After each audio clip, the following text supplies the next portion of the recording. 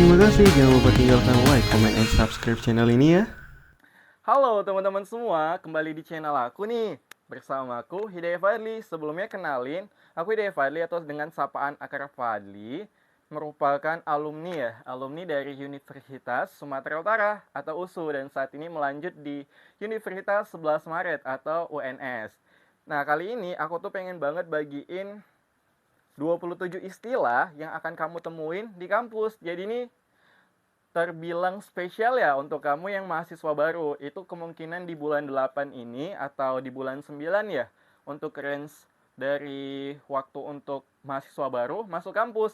Jadi biar kamu nggak terlalu nol banget gitu ya meraba dunia kampus, terutama dalam hal administrasinya. Jadi kamu harus banget tahu 27 istilah dasar yang akan kamu temuin di dunia kampus nantinya.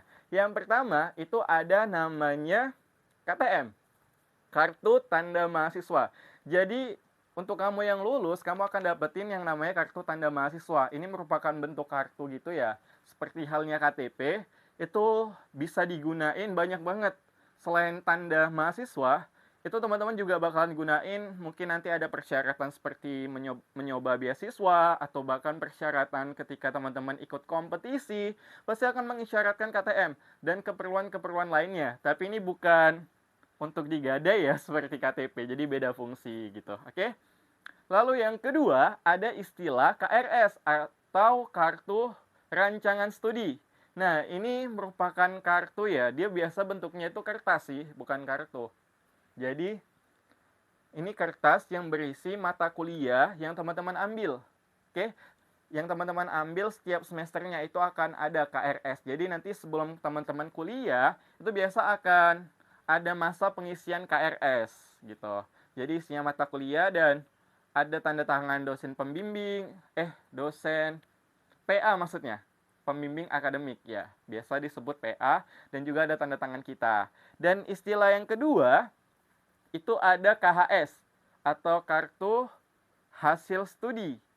Nah, ini berisi nilai teman-teman. Jadi ibaratnya itu sebuah rapot ya. Kalau teman-teman ketika sekolah kemarin, SMA, SMP dan seterusnya, itu istilahnya kayak seperti rapot semester gitu. Jadi di situ akan ada daftar mata kuliah yang teman-teman ambil di semester tertentu, lalu akan ada tertera daftar nilainya. Nah, biasanya itu range-nya antara A sampai dengan E. Nah, untuk A itu biasanya nominalnya, ini aku jelas secara umum ya. Untuk A itu nilainya 4. Jadi selama kuliah ini teman-teman, range nilai itu hanya mungkin 0 ya, 0 sampai dengan 4. Nah, untuk nilai 4 itu A. Untuk nilai B itu sama dengan 3.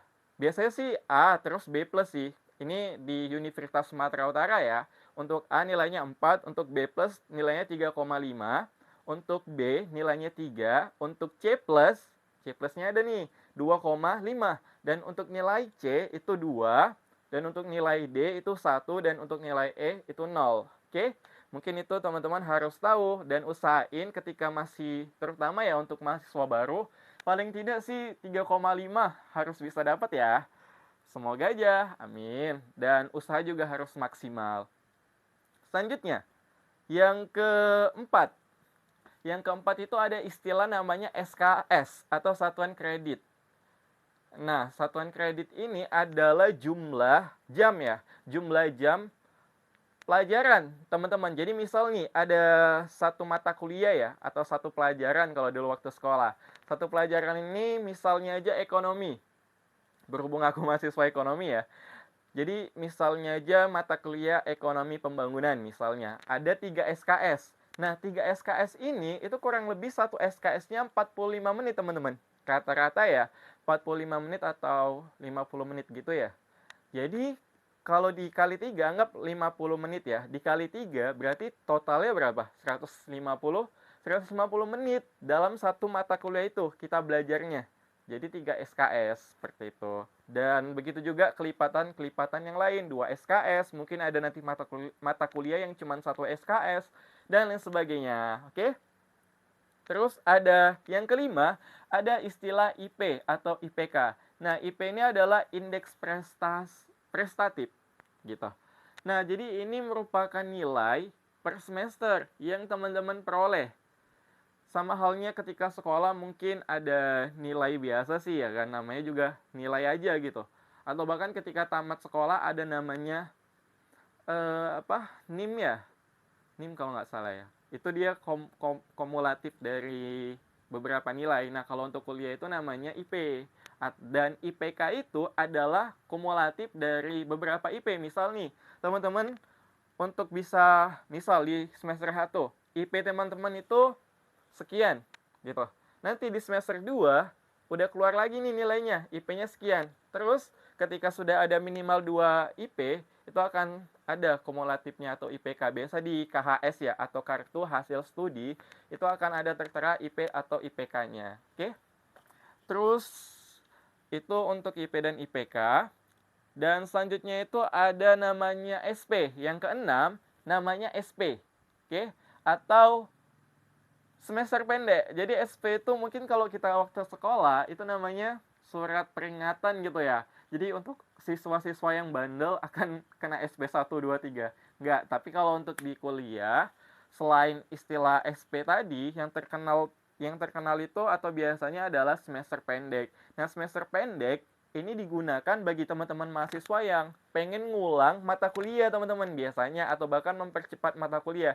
Tapi ada beberapa kebijakan universitas yang SP ini hanya boleh diambil apabila mahasiswa itu mau ngulang. Jadi biasa nih ada mahasiswa yang mungkin barangkali pengen cepat gitu ya, pengen cepat untuk bisa tamat atau pengen cepat untuk bisa dapetin nilai atau memperbaiki nilai. Misal nih aku kasih contoh ya, nilai aku ekonomi, ekonomi itu misal dapat D. Nah, D itu kan wajib ngulang, teman-teman. Jadi aku males banget ngambil di semester depan karena semester reguler itu kurang lebih kan 4 bulan sekian. Tapi ketika aku ngambil semester pendek, aku hanya perlu durasi 2 bulan aja, teman-teman. Biasanya sih 2 bulan untuk ngambil semester pendek itu. Jadi lebih hemat ini ya, hemat waktu gitu ya. Tapi biasanya untuk biaya jauh lebih mahal sih dari semester reguler. Kalau untuk di USU sendiri itu biasanya kalau semester pendek, satu SKS-nya itu 200.000. Biasanya ya, aku nggak tahu sih untuk kebijakan sekarang gimana. Tapi dulu waktu di zaman aku, segitu. Oke? Tapi ya usahain jangan sampai ada mata kuliah yang ngulang. Jadi teman-teman harus fokus, harus benar-benar maksimal selama kuliah. Kita lanjut. Lalu ada istilah namanya siakat.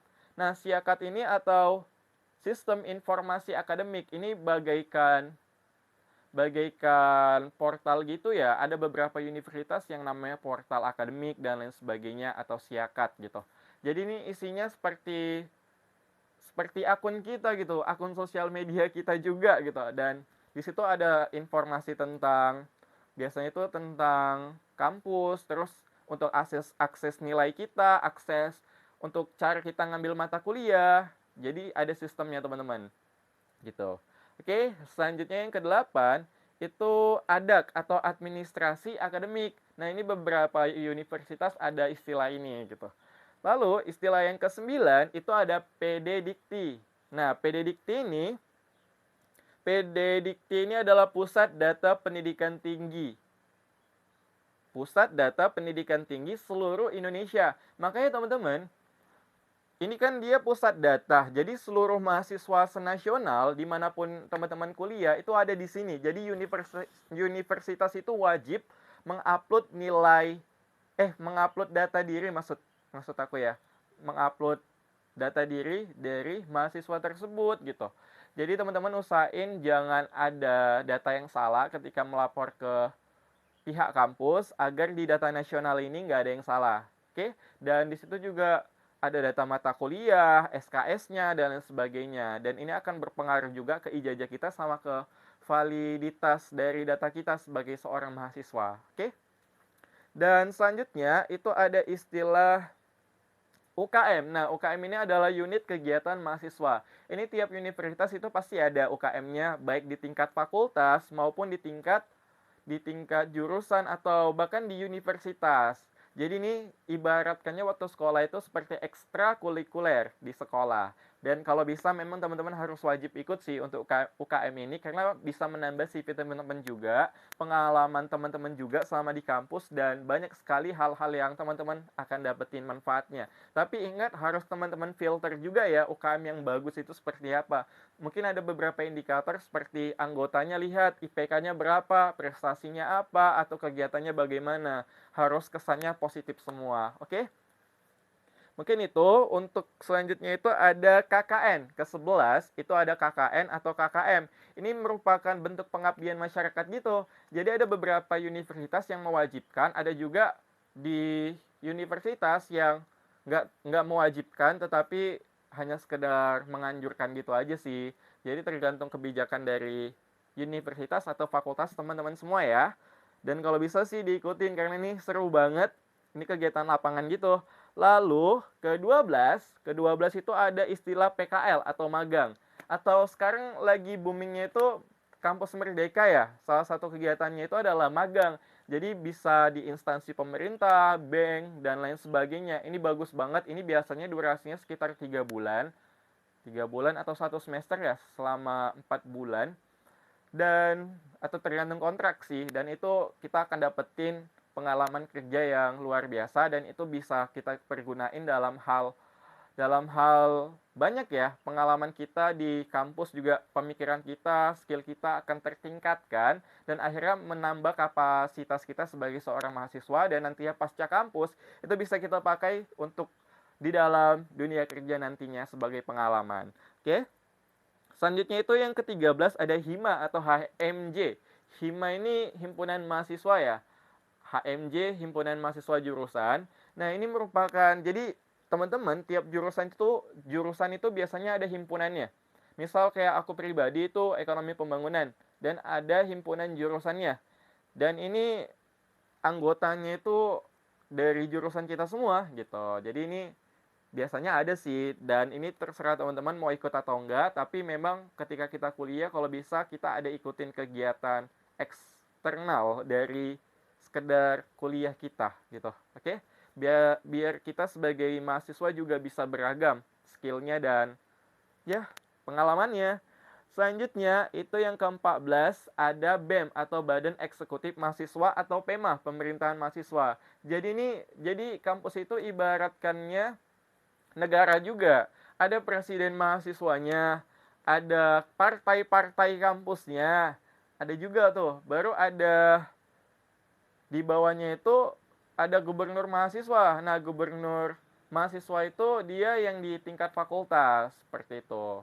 Terus ada himpunan. Jadi nanti biasanya itu strukturnya dari PEMA atau BEM. Itulah dia presiden mahasiswanya, terus ada partai-partainya, terus di tingkat fakultas ada gubernur mahasiswa, di tingkat jurusan ada ketua himpunan gitu, himpunan jurusan seperti itu. Oke, selanjutnya itu yang ke-15 ada DPM, BPM atau MPM ya. Nah, ini merupakan Dewan Perwakilan Mahasiswa, ibaratkannya itu DPR gitu. Oke, jadi di atas PEMA tadi atau di atas BEM tadi ada yang namanya DPM, BPM atau MPM. Ini biasa istilah tiap kampus hampir sama sih, cuman ada beberapa yang beda-beda juga. Oke. Oke, kita lanjut.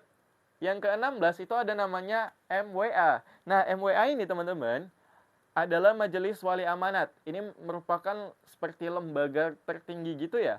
Lembaga tertinggi kampus mewakili pemerintah. Jadi ini seperti kaki tangan pemerintah di lingkungan kampus gitu untuk menentukan kebijakan-kebijakan yang ada di kampus. Oke, bersama rektorat pastinya. Selanjutnya yang ke-17 itu ada Senat Akademik.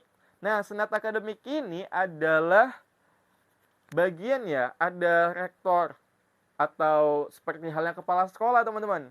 Jadi kalau di sekolah itu kan ada kepala sekolah. Nah, kalau untuk di universitas atau kampus itu ada namanya rektor. Terus ada wakil rektornya gitu. Dan lain sebagainya ya. Baru untuk yang itu di tingkat rektorat.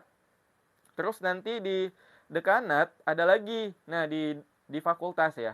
Di universitas itu ada rektor, wakil rektor, dan lain sebagainya. Nah, nanti di fakultas itu struktur tertinggi adalah dekan. Dekan, wakil dekan, dan lain sebagainya. Seperti itu. Oke. Terus ada juga guru besar pastinya. Dan yang ke-18 itu ada bagian rektorat ya. Bagian rektorat itu seperti karyawan juga dan lain sebagainya ya, yang ada di kantor rektorat. Lalu yang ke-19 itu ada dekanat. Nah, ini tadi, dekanat itu dia kepala fakultas ya, tadi yang aku sebutin sebelumnya. Lalu yang ke-20 itu ada BAN PT. Nah, BAN PT itu adalah Badan Akreditasi Nasional. Jadi ini adalah sebuah lembaga untuk memfilter ya dan meranking akreditasi dari setiap kampus yang ada di Indonesia. Ini lembaga resmi. Oke, jadi cuman BAN PT yang punya wewenang untuk dalam hal mengeluarkan akreditasi kampus. Dan ya mungkin itu. Jadi teman-teman bisa cek juga akreditasi kampus di BAN PT masing-masing ya. Gitu. Oke, yang ke-21 itu ada 21 apa ya? 21 ada guru besar. Sorry deh, 21 itu ada dosen mungkin ya. Dosen atau wali. Nah, dosen atau wali ini adalah ibaratnya itu guru ketika kita sekolah. Nah, dosen atau wali ini ibaratkannya guru. Jadi beliau ini yang mengajar kita di kelas, seperti halnya guru lah. Lalu yang ke-22 itu ada PA, dosen PA atau penasehat akademik. Jadi setiap mahasiswa ini pasti ada PA-nya gitu. Mungkin satu dosen PA itu ada sekitar 20 mahasiswa, menaungi 20 mahasiswa dan tergantung sih tiap jurusan. Dan di sini kita sebagai ini ya, fungsinya itu sebagai fasilitator sih ketika mungkin ada kendala akademik atau bahkan minta tanda tangan KRS sebagai pengesahan, dan juga fungsinya konseling sih layaknya BK ketika kita sekolah gitu. Mungkin itu PA. Terus yang ke-23 ada istilah ASDOS. ASDOS ini adalah asisten dosen. Jadi ada beberapa dosen yang punya asisten dalam hal mengajar mungkin penelitian dan lain sebagainya. Nah, ini ASDOS. Biasa sih kebanyakan itu ASDOS bisa dari mereka yang dosen pemula atau dosen yang baru masuk. Ada juga beberapa ASDOS yang berasal dari mahasiswa itu sendiri gitu. Jadi tergantung sih. Biasanya punya ASDOS ini mungkin yang sudah jam terbangnya itu tinggi, dosen-dosen yang sibuk lah gitu ya. Selanjutnya itu yang ke-24 ada namanya matrikulasi, teman-teman. Nah, matrikulasi ini, teman-teman, ini adalah kebijakan untuk apa ya? Seperti kita yang jurusannya itu beda atau nggak linear ya. Itu wajib mengambil matrikulasi sebagai media belajar untuk mata kuliah dasar. Misal nih, seperti aku pribadi ya, misal aku tuh jurusan misalnya aja di S1, aku tuh jurusan gini deh, misal di SMA ya. Di SMA itu aku jurusan IPA. Nah, ketika kuliah, aku ngambil jurusan IPS. Misal aja ekonomi, sosiologi, dan lain sebagainya. Seperti itu. Jadi, ada kebijakan kampus yang apabila nggak linear, wajib mengambil matrikulasi. Seperti itu. Atau bahkan ketika kita mau nyambung S2 juga seperti itu. Misal kita jurusan akuntansi. Kita ketika S2 mau ngambil manajemen. Nah, ada beberapa universitas yang mewajibkan kita ngambil matrikulasi. Mungkin itu. Selanjutnya, yang ke-25 ada namanya TA. TA itu bukan titip absen ya. Jadi TA itu ada tugas akhir. Tugas akhir itu berupa skripsi atau bahkan karya tulis. Biasa kalau D3 itu seperti karya tulis ya atau tugas akhir. Terus kalau untuk S1 biasanya skripsi, tesis, S2, disertasi, S3, dan lain sebagainya ya teman-teman. Jadi ada juga istilah di kampus itu titip absen. Tapi kalau bisa, jangan pernah melakukan hal tersebut ya teman-teman. Itu akan mempengaruhi mental teman-teman sendiri. Oke? Itu nggak baik untuk mental kita. Dan selanjutnya yang ke-26 itu ada istilah wisuda. Nah, wisuda ini adalah seremonial ya untuk teman-teman tamat gitu. Terus ada istilah, oh ya sebelum wisuda itu ada istilah seperti sempro dulu, kompre, terus ada sidang meja hijau. Nah, untuk sempro itu adalah seminar proposal. Ini biasanya dari bab 1 sampai bab 3 biasanya ya. Itu kita presentasikan gimana kerangka penelitian kita dan lain sebagainya. Terus kompre itu adalah ujian komprehensif. Ini biasanya ujian ya dari di materi ya, materi kuliah itu dari semester 1 sampai dengan semester 6. Apabila S1 ya. Terus di semester 7 atau 8 itu biasanya kita udah bisa ngambil komprehensif. Lalu yang ketiga adalah sidang meja hijau. Mungkin itu sih teman-teman. Dan yang terakhir, mungkin itu aja ya. Mungkin itu sih kalau dari aku pribadi. Kalau teman-teman ada istilah yang belum paham atau teman-teman ngerasa, ih ini apa ya, itu apa ya, bisa di kolom komentar ya, tanyakan. Biar aku jawab, dan ketika aku nggak tahu, aku akan tanya teman-teman aku untuk ngebantu teman-teman tahu. Oke, thank you banget. Semoga sukses ya untuk teman-teman yang mahasiswa baru. Banyakin media belajar, jangan hanya akademik. Akademik aja nggak cukup teman-teman. Tapi tetap akademik yang utama, oke? Jadi kita harus punya variasi media belajar untuk menjadi mahasiswa yang lebih super lagi. Karena kita harus memiliki kecerdasan ganda, ilmu ganda untuk bisa bersaing dengan mahasiswa lainnya teman-teman. Oke, thank you banget. Senang banget bisa berbagi cerita dengan teman-teman semua seputar kuliahku. Thank you, see you. Terima kasih, jangan lupa tinggalkan like, comment, and subscribe channel ini ya.